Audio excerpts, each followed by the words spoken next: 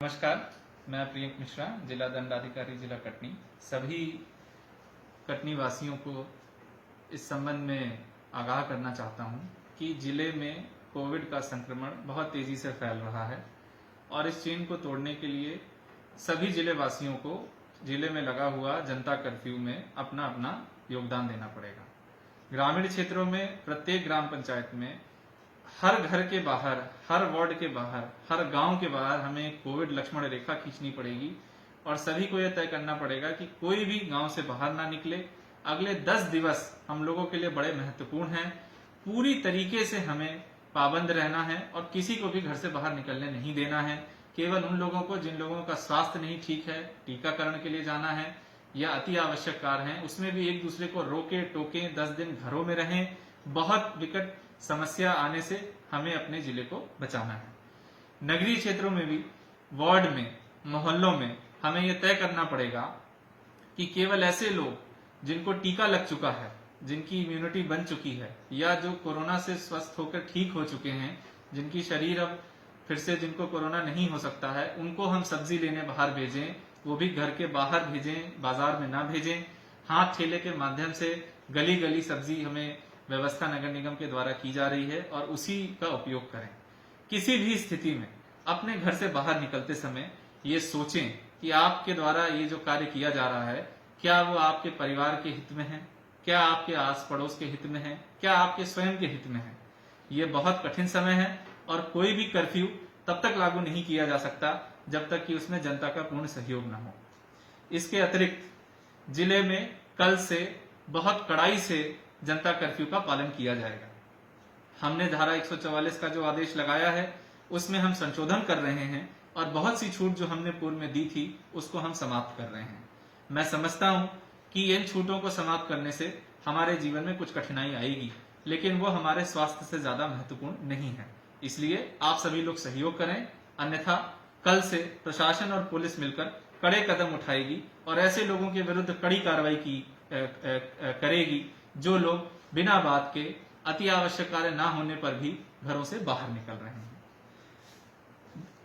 हमारे जिले में ऑक्सीजन बेड्स की व्यवस्था है, लेकिन कोई भी व्यवस्था इतनी बड़ी नहीं बनाई जा सकती कि कोरोना की गति का मेल कर सके। इसलिए अगर हम चेन नहीं तोड़ेंगे तो हम चाहे जितने भी बेड बना लें, चाहे जितनी भी ऑक्सीजन जिले में ले आए, हम अपने लोगों का इलाज नहीं कर सकते हैं। सभी संसाधन सीमित होते हैं, इस बात का ध्यान सभी को रहे। जो संसाधन हम बना रहे हैं उसमें हम वृद्धि करते जा रहे हैं। आज ही हम लोगों ने 48 घंटे के अंदर अंदर दिव्यांचल कोविड केयर सेंटर बनाया, जिसमें ऑक्सीजन की भी व्यवस्था है, ऑक्सीजन कॉन्सेंट्रेटर की भी व्यवस्था है और इसमें बहुत अधिक संख्या में लोग एडमिट भी होना चाहते हैं। हमें यह सोचना पड़ेगा कि जो लोग अब कोविड केयर सेंटर में एडमिट होना चाहते हैं वो कौन लोग हैं। ऐसे इसमें बहुत से लोग हैं जो 2 दिन, 3 दिन, 10 दिन पहले तक सड़कों पे बिना बात के घूम रहे थे, या ऐसे लोगों के परिजन हैं जिनके परिजन बिना बात के सड़कों पे घूम रहे थे।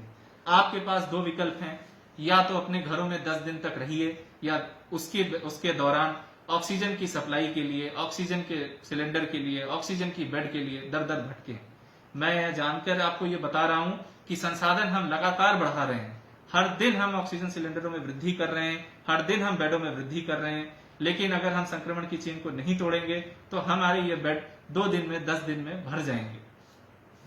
जहां तक जिला अस्पताल की बात है, जिला अस्पताल में भी कुछ ऐसे तथ्य सामने आए हैं कि वहां के प्रबंधन को और सशक्त करने की जरूरत है। आज हमने उस पर दिन भर काम किया, कल भी हम उसमें काम करेंगे। जिला अस्पताल में जिन लोगों के परिजन एडमिट हैं वो लोग इस बात को समझ लें कि आप अपने परिजनों के बेड के बगल में बैठकर उनकी कोई सेवा नहीं कर रहे हैं। आप कुछ दिन बाद खुद ही उनके बगल में कोविड से ग्रसित होकर लेटे पाए जाएंगे। इसलिए इस बात को समझें, इलाज डॉक्टर को करना है, ऑक्सीजन को करना है, इंजेक्शन को करना है, जो आपके उनके बगल में खड़े होने से या ऑक्सीजन के लिए लड़ाई करने से कभी भी नहीं हासिल होगा। इसलिए हमने ये धारा 144 लगाकर संपूर्ण जिला अस्पताल में ये व्यवस्था की है कि केवल वो परिजन जिनको एडमिट कार्ड दिया जाएगा, आईडी कार्ड दिया जाएगा, वही प्रवेश करेंगे। जहां तक रेमडेसिविर इंजेक्शन की बात है, मैं सभी जिले वासियों को आश्वस्त करना चाहता हूं कि हमारा पूरा प्रयास जारी है इस इंजेक्शन को लेकर के, और जितनी भी डोज हमें प्राप्त होती है वो हम आनुपातिक रूप में सभी निजी एवं सरकारी अस्पताल में देते हैं। ये भी एक सीमित संसाधन है। इसकी आपूर्ति उतनी नहीं की जा सकती जिस गति में पेशेंट्स आ रहे हैं। इसलिए कोरोना की चेन तोड़ना आवश्यक है और आप लोग यदि साथ देंगे तो हम 10 दिन में इस आपदा पर बहुत आसानी से कंट्रोल कर लेंगे।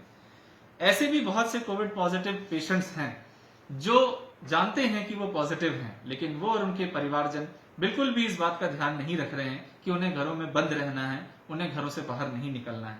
हमने ये निर्णय लिया है कि ऐसे जितने भी हमारे पेशेंट्स हैं उनको अब हम संस्थागत क्वारंटाइन करना शुरू करेंगे। जिनके अंदर डिसिप्लिन की कमी है, जिनको घरों में नहीं रखा जा सकता या उनके घरों में जगह नहीं है, कल से हम उन ऐसे पेशेंट्स को उनके घरों से हटा करके संस्थागत क्वारंटाइन की जगहों पर रखेंगे। ये इसलिए आवश्यक है कि आप लोग बाकी लोगों को ये संक्रमण ना फैलाएं। कोविड टेस्टिंग की जहां तक बात है, मैं ये सभी को बताना चाहता हूं कि हमारे जिले की कोविड टेस्टिंग सीमित है।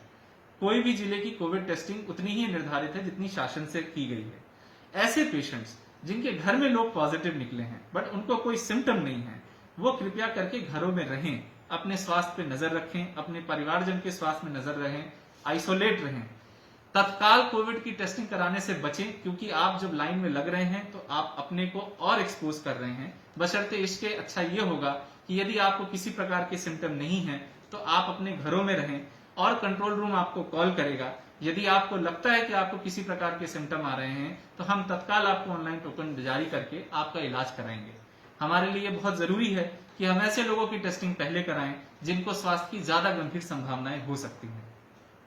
मैं समझता हूं कि यदि मेरे द्वारा बताई गई चीजों का सभी जिलेवासी अनुकरण करें तो बहुत ही जल्दी हम कोरोना से विजय हासिल करेंगे। आप सभी लोगों को बहुत बहुत धन्यवाद। जय हिंद भारत।